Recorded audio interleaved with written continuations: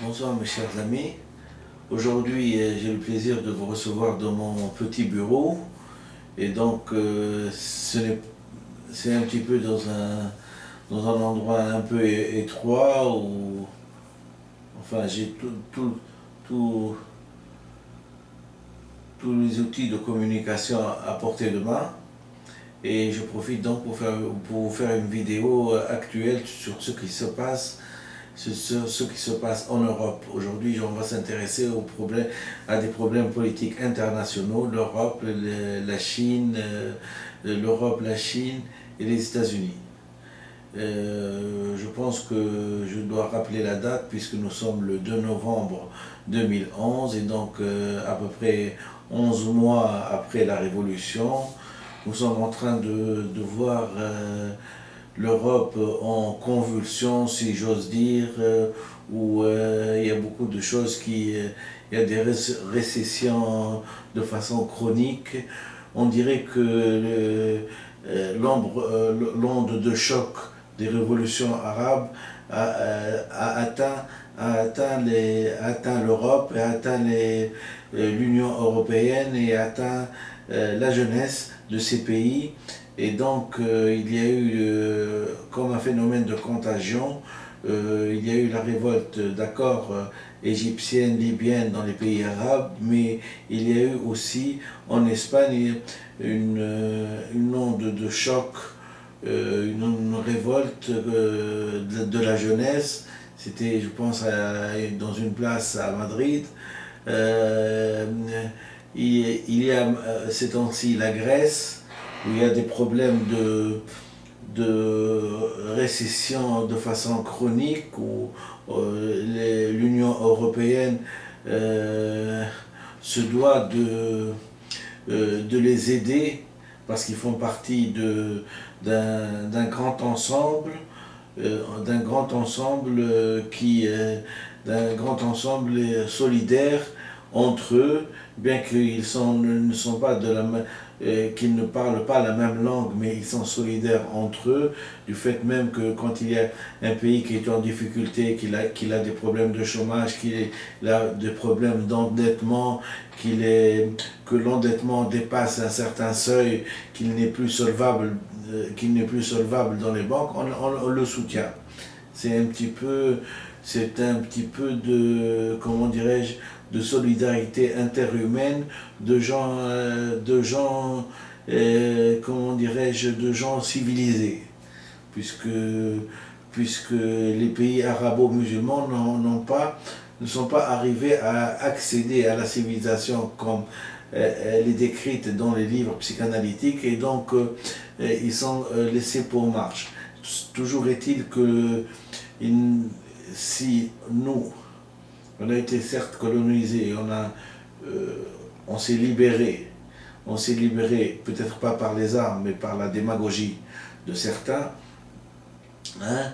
Toujours est-il que la révolution du 14 janvier 2011 a, a donné, a donné comme une impulsion, un vent de liberté qui a soufflé dans le monde entier et spécialement en Europe. Donc il devrait nous être reconnaissant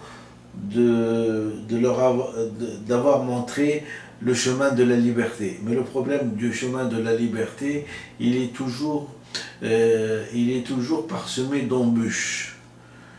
Je m'explique. C'est-à-dire que la liberté, c'est pas, comme on dit, une route goudronnée où on peut circuler tout droit sans problème. La liberté, elle s'acquiert de jour en jour. Et donc, d'obstacles, il faut contourner des obstacles. Et disons, j'ai dit quelle relation il y a entre la Tunisie, la révolution tunisienne ثورة الشعب التونسي للاحترام المعطى والمكتسب et l'Europe, elle est toute simple. C'est que c'est sûr que le fait d'avoir dit dégage et non, et d'avoir baptisé notre révolution les bénis non, qui se sont révoltés. Il y a eu une prise de conscience de la jeunesse occidentale, qui a pris conscience en fin de compte, il devait être encore plus vigilant envers les gens qui les dirigent comme on a fait nous. Et donc il revendique d'autres droits, il revendique un accès à la liberté, le droit du travail, le droit des diplômés de travailler, etc., etc., et le droit d'avoir un niveau de vie qui est augmenté. Donc en fin de compte, la révolution, elle est internationale, elle est sociale. Elle est sociale. Et quand on commence à prendre compte que la société, en fin de compte, si elle est en train de se révolter, c'est qu'elle est frustrée, qu'elle n'est pas d'accord sur son sort.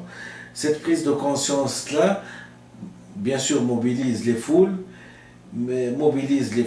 et les foules la population devient plus, elle revendique beaucoup plus, et exige beaucoup plus de choses qu'elle a l'habitude de faire, et c'est un petit peu dans ce contexte un petit peu de, comment dirais-je,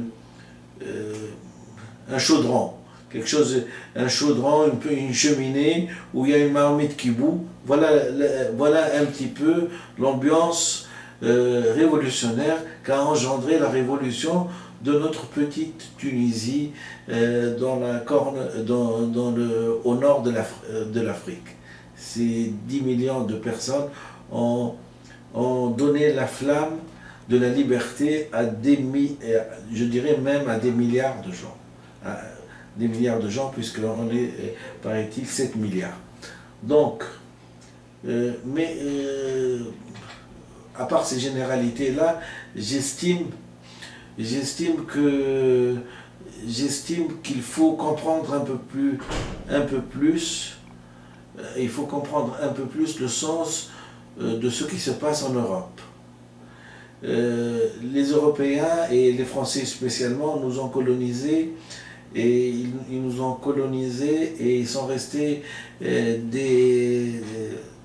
une centaine d'années, ou presque, mais disons à partir de l'indépendance, depuis 54 ans, qu'on a eu l'indépendance, donc les Français nous ont colonisés, je m'excuse, mais ce sont leurs ancêtres, leurs ancêtres nous ont laissés dans un sale pétrin.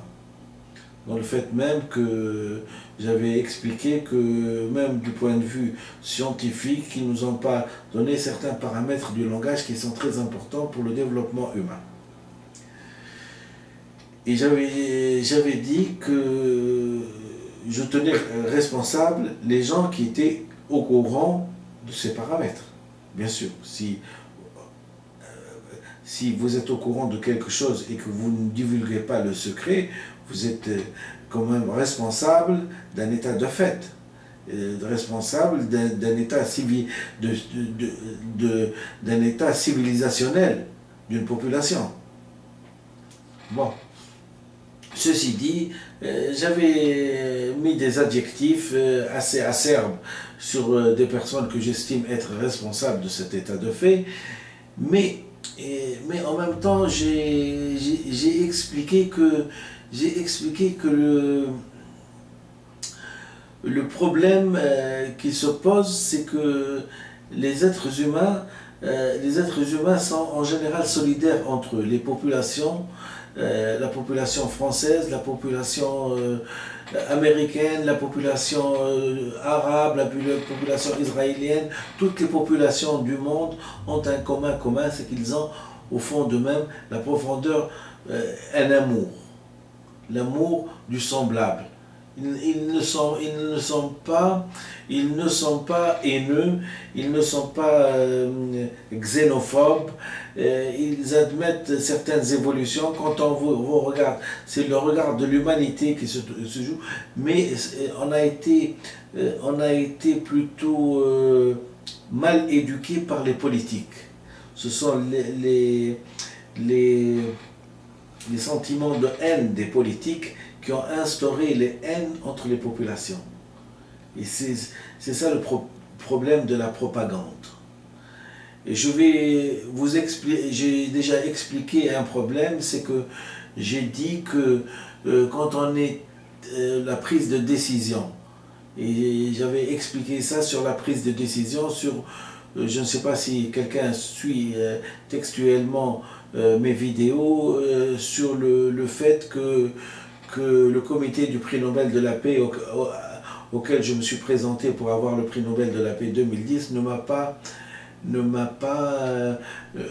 pas choisi. Et j'avais expliqué que c'est le comité du prix Nobel de la paix répondait comme à une psychologie collective. Et j'avais expliqué le mouvement d'aller en guerre, que c'était une prise souvent collective.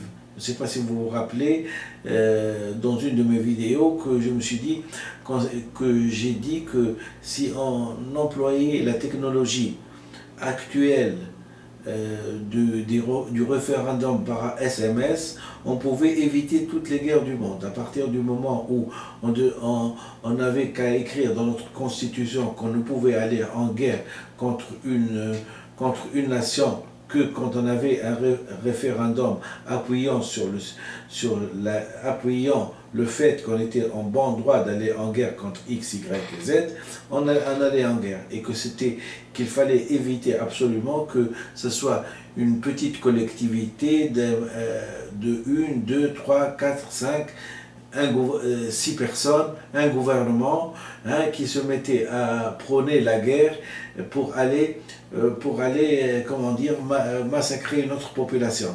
Et que cette guerre-là, avec des initiatives